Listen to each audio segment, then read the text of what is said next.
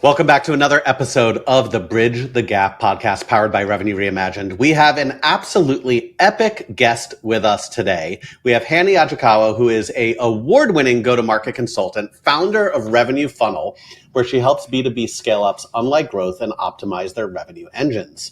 Little fun fact, she has over 17 years of experience, is a LinkedIn top voice, a LinkedIn sales insider, a Salesforce insider, one of the 100 most powerful women in sales by Demand Days. I need to come up for air.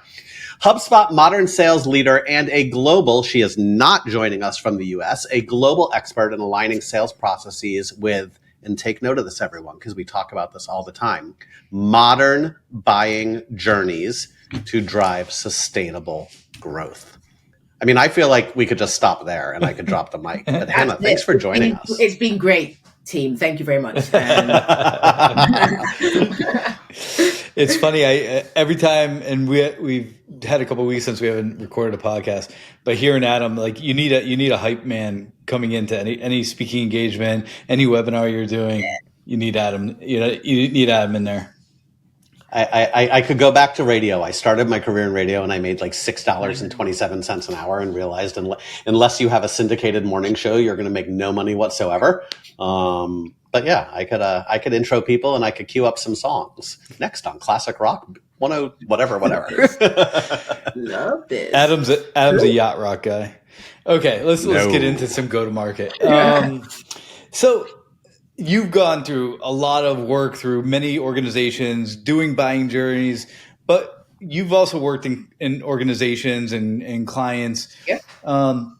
Pick one moment in time, whether it was in your past career, clients that you've worked with, where you've seen that moment where like everything is just starting to fall apart.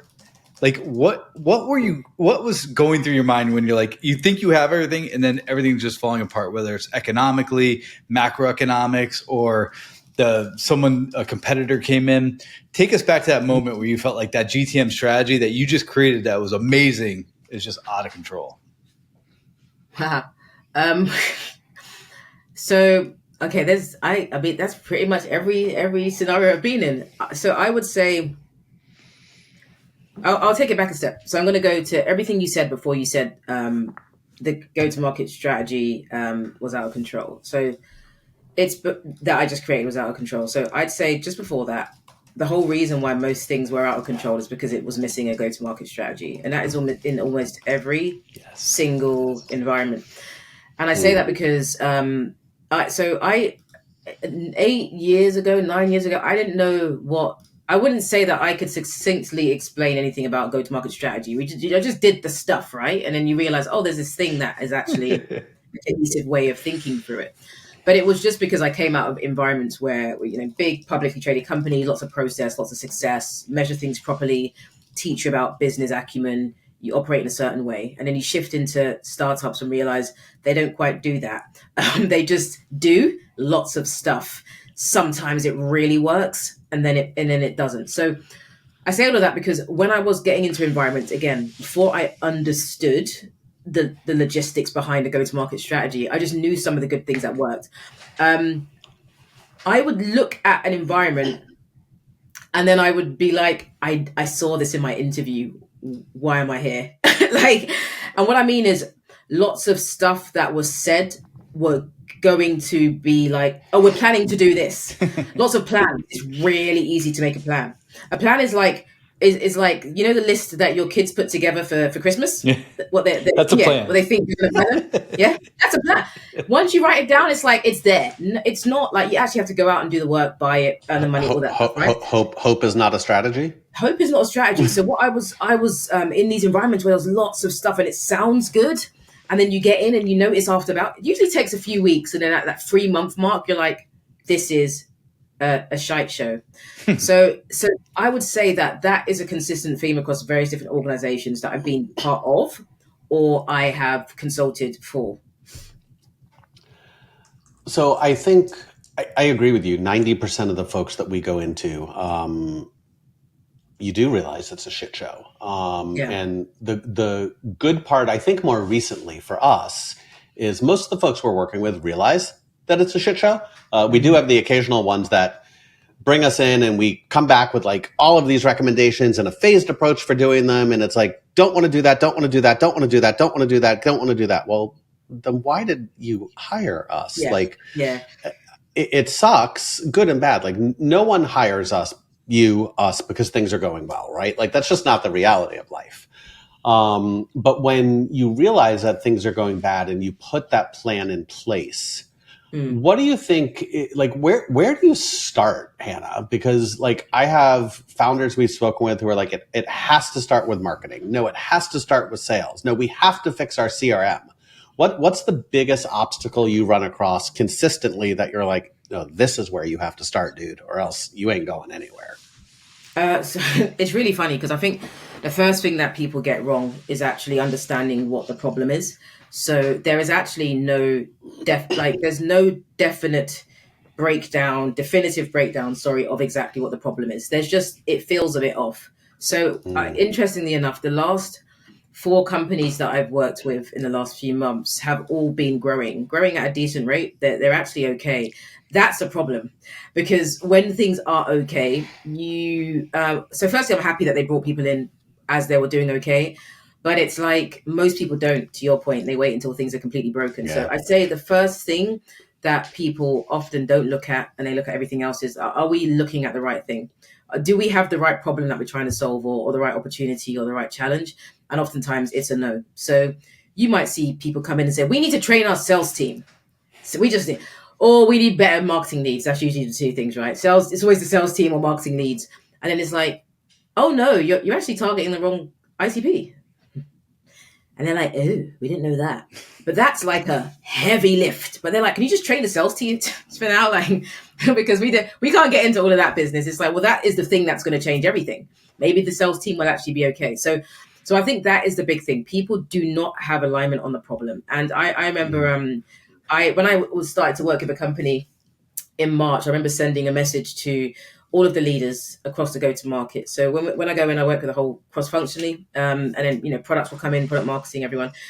And I asked the CEO, I asked strategy, marketing, sales, and I also asked the ops team, who owns this particular thing? And everybody gave me a different answer. And actually, some of them responded and said, "Oh my gosh, I don't know. That's actually not good." So when I talk about alignment, in material or on podcasts, whatever, it's a real problem. Like people just think it's like, we don't have the same goals. I'm like, it's everything. It's so much more than just, we don't have the same revenue goal or stuff. It's just way, way beyond that. We just talked about this morning.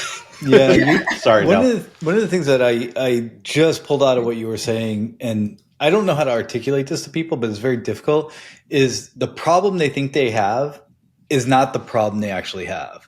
So like you were saying, they need more top of funnel. Like we hear this all the time. I need more top of funnel. And then you go in and you're like, well, it seems like you have a lot of top of funnel, but no one's answering the leads that are sitting in HubSpot, or they're like buried under something else, or you have multiple workflows that are kind of like challenging that process. So I completely relate to that. And it took us a while, and I still think we don't do it like excellent, is allowing space and time for the founder, the revenue leader, whoever it is, to get their head around they have the wrong problem. And how do you articulate, yes, this is a symptom of the problem, but it is not the problem. And so we spend a lot of time, as you do, kind of going through that process and then doing an audit, like making sure that we identify it. And after we go through the audit, they're like, oh, that makes a lot of sense. But like at a macro level, they just know I need leads, or I need more revenue, or I need something else.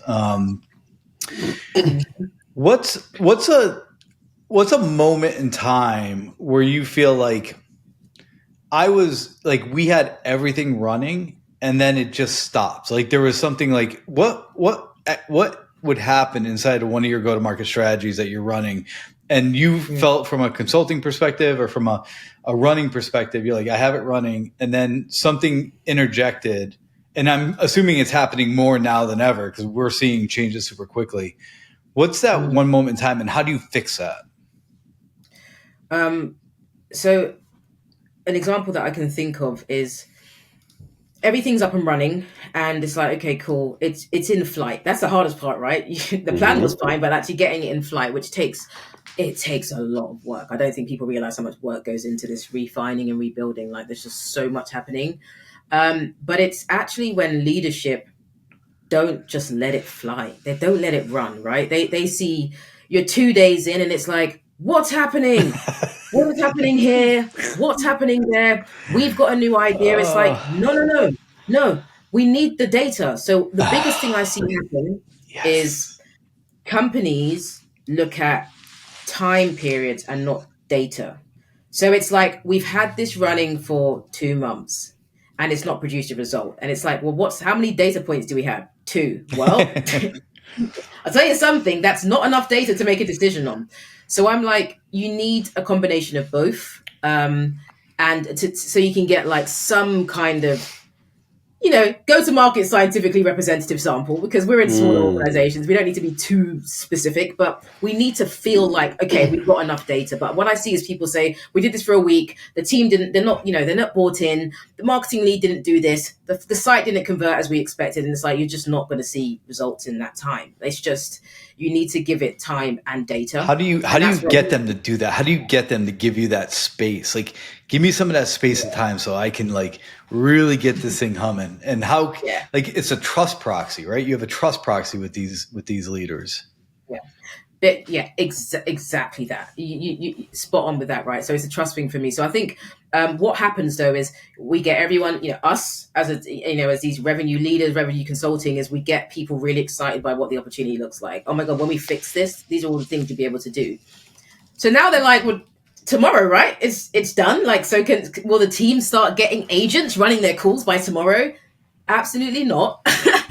It needs time. So it's immediately this afternoon, right? So it's a combination of that trust. So do they trust me enough to own this change?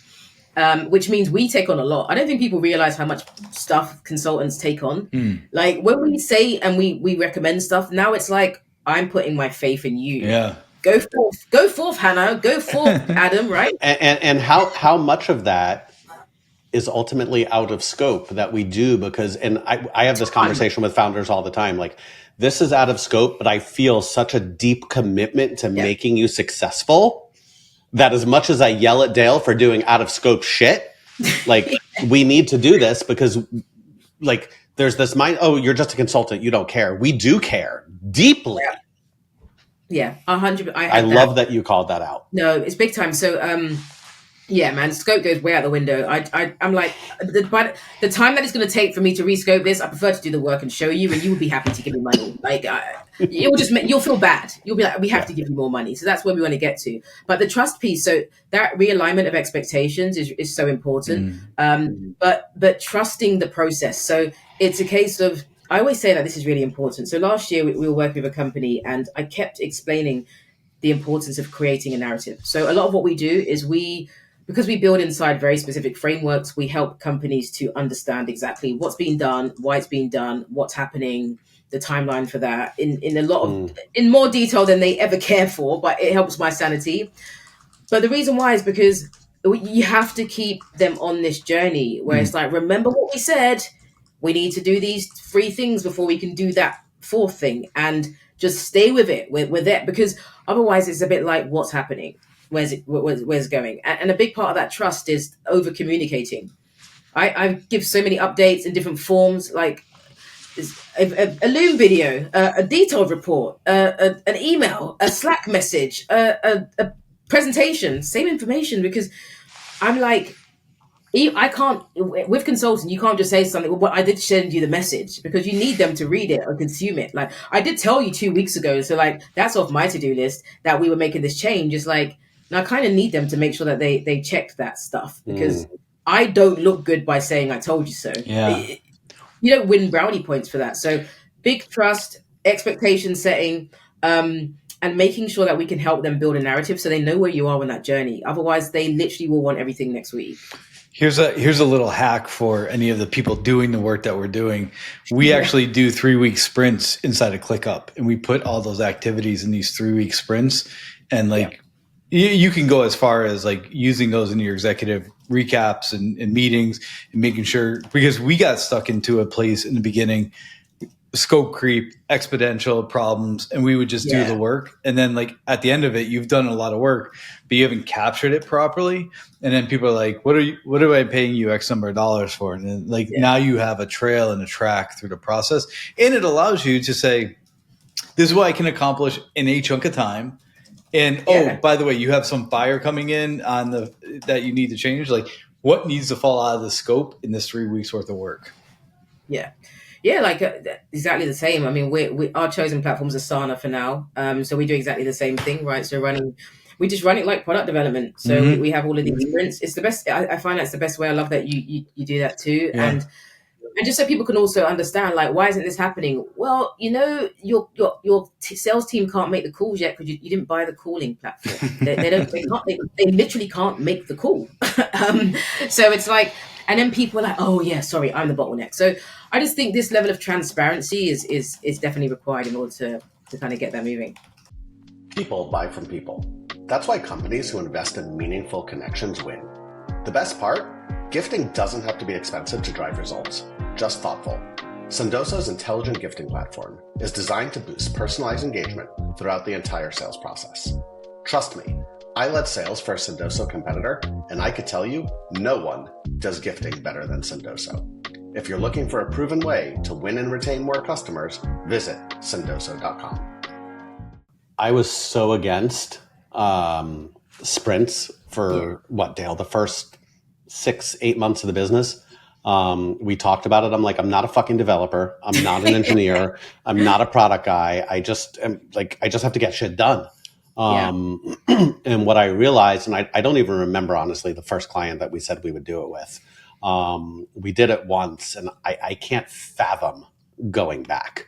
No way. Because to Dale's point, like, there's so many things we come across that come up in the middle of like, oh, well, I want you to do this now, and I want you to do this now, and I want you to, well, shit, dude, like there's only so many hours in the day. Like I can't run myself into the ground. And what we need to teach you is like, we're not going to be here forever, right? So we have to look at what's the priority. So if this is more important than that, happy to swap it out. But if not, let's add it to the next sprint. And to your point, you want me to, have train the sales team on how to make calls, but you don't have the dialer yet. So we can't put the cart before the horse and train them on how to do that.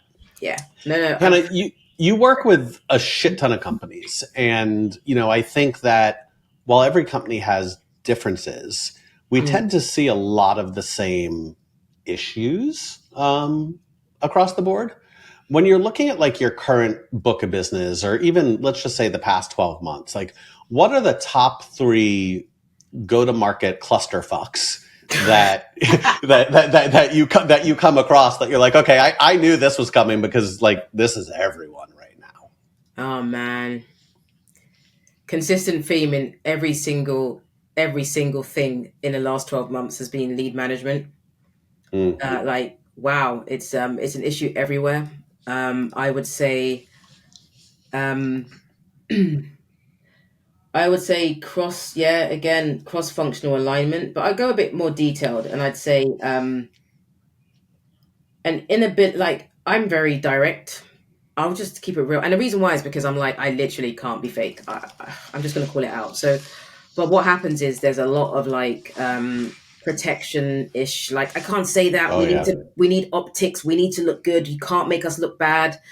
And I'm like, internally, I get it to customers and stuff. Like there's certain things, if you're doing it wrong, you're not going to say, sorry, customers, like we're so crap at this. You be mindful of that. But internally, man, what the F are you doing? Like we just got to get the stuff done and stop this. I've literally explicitly been told by a customer, this is going to make us look bad to the other department. I said, so, but it just is. It is what it is. Like my job is at first to do a very, very granular audit. That's what we do. We do it in a very unique way to give you lots of information. And this is what it shows. It's not me adding a lens on it. It's just what it is. So I was like, it's not about looking good to them. It's about delivering results. They don't care, good, bad, or ugly. Just deliver the result. So there's no fun in what wishy-washy, making it look pretty. Just deliver the facts so you can act on them. So definitely lead management, definitely that kind of alignment and like the politics that exist around there. And I'd say the other one is, which is crazy to think, but it's like people talk about tech debt. I'm just like, it's just the underutilization of tech, right? So I did a keynote for a very big CRM provider very recently, and I just asked the audience, who here is unlocking all the value in their tech? Like at least 5 out of 10, and they were like, no, not us. And it, so we were What are the colors of that CRM provider? happy. Happy. Yeah. I like So, it. but it's so yeah. I mean, yeah, there's a lot more to that story, but yeah. So people just don't. It's so funny because you've got some companies they got tech everywhere. They just bought tech for the sake of buying tech because some salesperson said this would be a good idea, and also because it's such a low level of entry for SaaS, right? What, $70 a month? Sign me up. If it don't work, who cares? So not they. And I take those risks. I literally will sign up. It's a rounding error. Yeah. I'm just like, it's fine. I'll try it out. If it doesn't work, it's fine. $500. I don't care. I just needed to check it and use it a few times. Got my ROI. But I think, there's a lot of that. So what then happens is it just creates a lot of issues. So yeah, those would be the free things that I'm seeing consistently. Yeah. I love the perspective of the politics, because I haven't heard anyone really talk about it except for us. What I realized when I was inside of organizations, I even had a hard time because it was my pipeline, my team, and like the first 3 to 6 months you're in that honeymoon phase, and you can kind of like say what you would say as a consultant, and then like after the honeymoon phase, you're like, I'm afraid to say it because now it's on me, or like you get into this place of like ownership of it, and by definition, you have said or unsaid political lines that are forming inside an organization, and you're afraid as a revenue leader to fracture those lines because you don't know where the cracks end up going through the organization. As a someone from the outside, we can kind of come in and say what the reality is, and all the CEOs we work with are like, that's what they want because they're missing these cracks, and as well as you build a culture of transparency and operate, like at some point there is some political walls or silos that get put up. And so I'm glad you said that, because I think that is a very difficult thing for people to run with. I want to, If we can't, yeah, go ahead. If we can't talk, we can't solve, and then we just won't get things done, right? So it just comes to a point where it's like, listen, I'm looking at the situation right now. I've come in to do this. I need your help to be successful. I don't know why we don't just go to each other as leaders across functionally. I need you to make me successful. I cannot be successful on my own. It's impossible. And then you find out if they've got any sense or not. Sometimes they don't. And then you're like, okay, you're not going to help me be successful. Let me tell the CEO that. And we make it work from there. But what we don't want to do is start off with issues. I've been in scenarios where you get brought in to do a project and the one department's like, well, we own the Salesforce and you're not coming in. How old are we? Like 5? Stupid. I'll find the API and send my agent in. There you go. Right? So what we build out a framework called the go-to-market gap. So we have stabilization, foundation, repeatability, and scalability. And we find a lot of times, and you probably find the same thing, you're going in and you need to stay, like you got to get things like at a place where you can build on top of it. Like sometimes it's so fragmented, you can't build on what they have, or you have to modify it. We were talking at an event today, and one of the things that came up is like enablement in a sales team or the revenue team or whoever it is.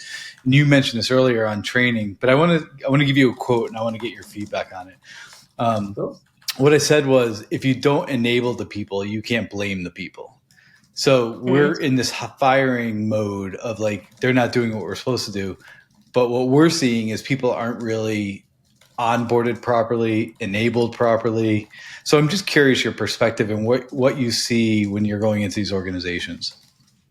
So I'd agree and not agree, but only for one part. So the reason why I'd agree and not agree at the same time is because some companies are really good at setting expectations that we have no resources to enable you. We are hiring you because we believe you will know what to do and you'll get it done.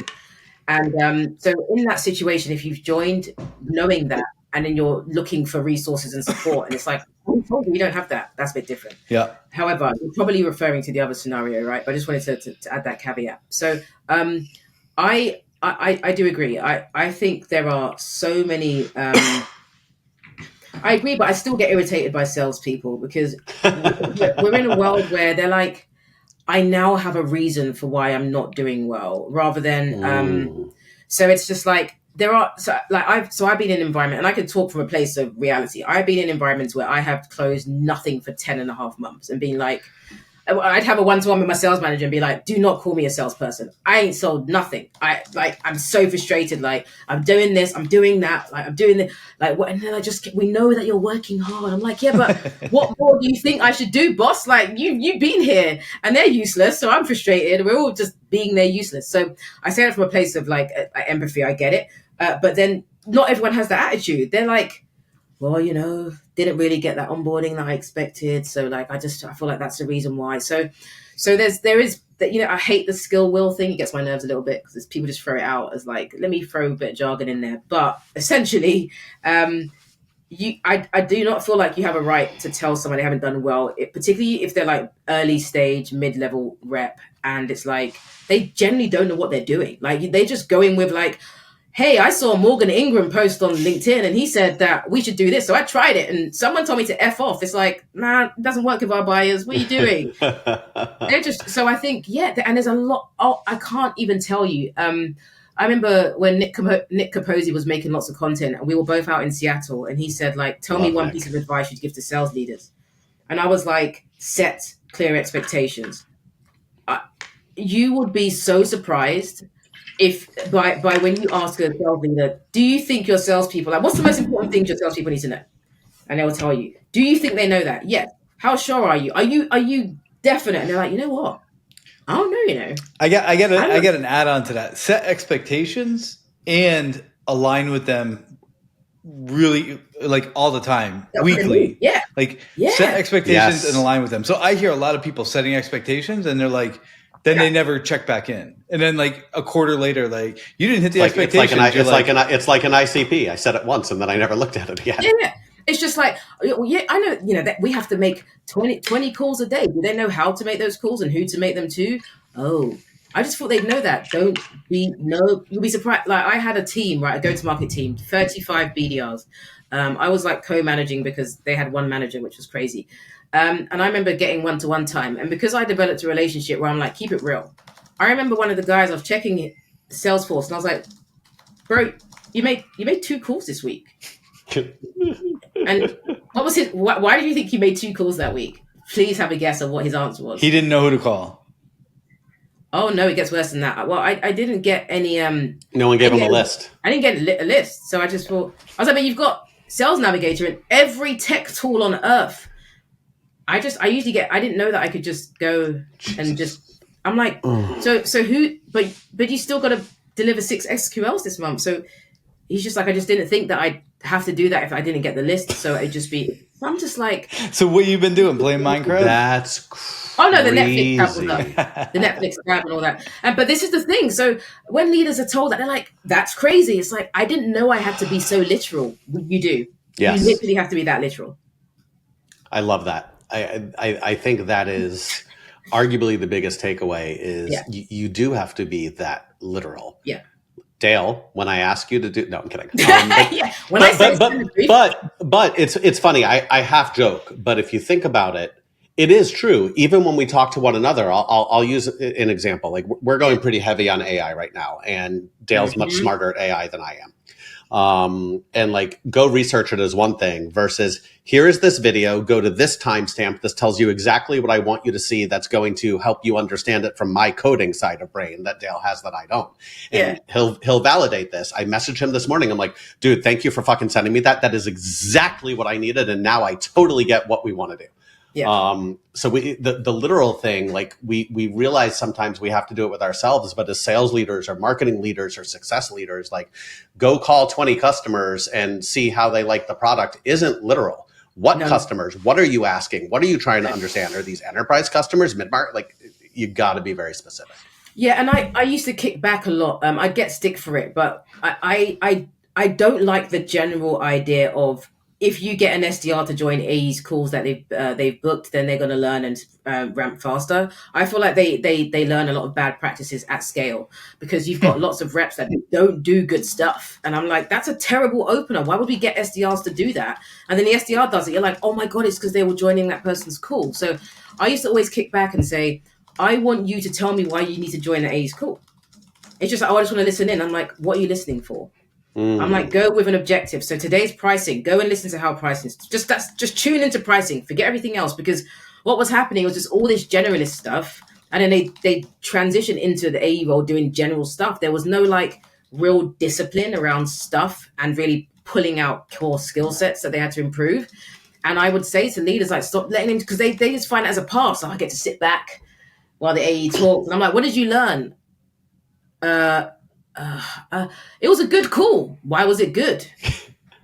I'm like, what would you have done in that situation? And it's so, but sales leaders wouldn't always think about it. They're like, oh, I didn't think about that. I'm like, yeah, they need a reason to join. Like, tell me why. Use your time wisely. But there's a lot of floating and coasting. So, when we're talking about like, what do we see in organizations? You'll see this. When you join a company, you're like, there's a lot of coasters. There's a lot of people just kind of here. They're not, they're just about doing stuff, but there's no like material result coming from their activities. So, yeah, I'm pretty big on that. Cool.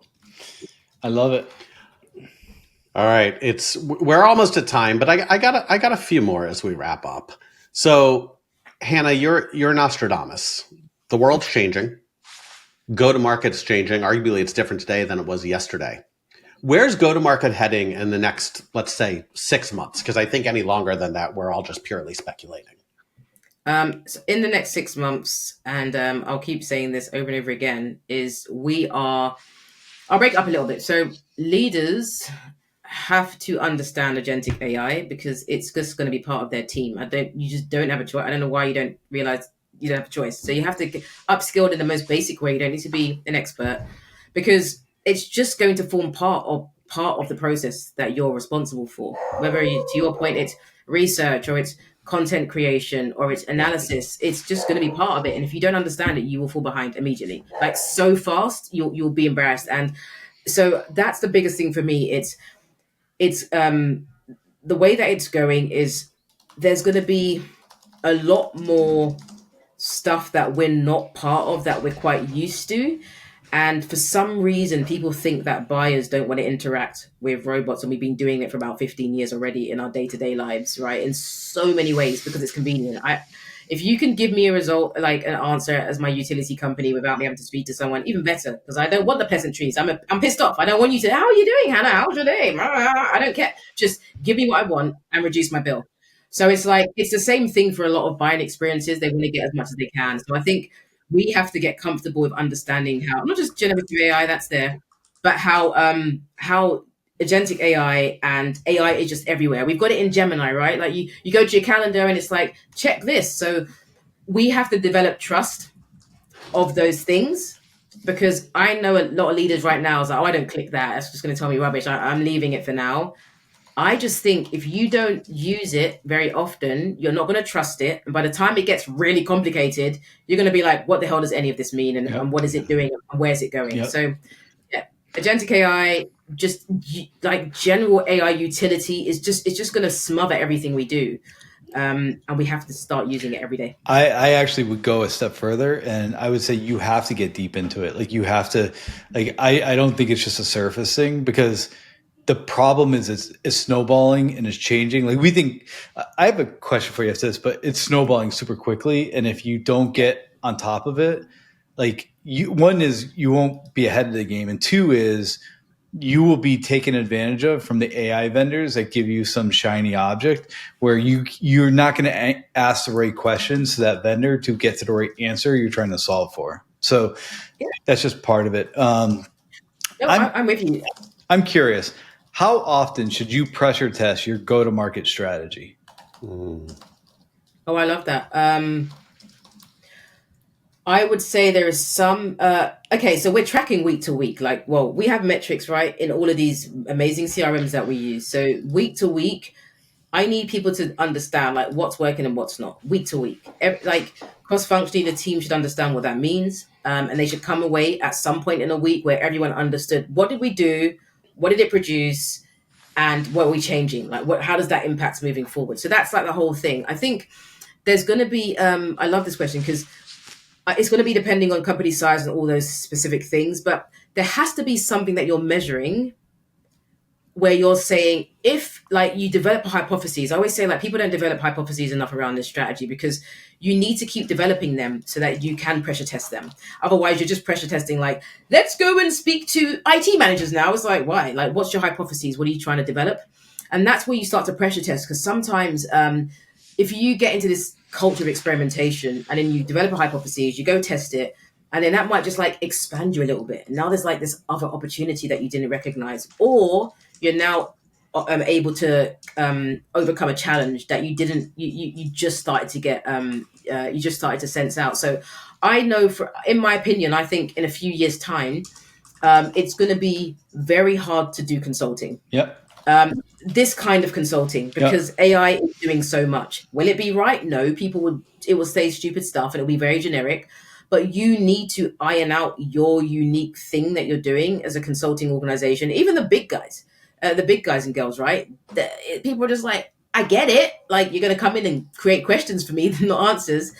But Harvard Business Review had something recently, and it basically said, it's so hard to create value now because AI it gives access to everything. It's democratizing everything. So now we're going back to being creative.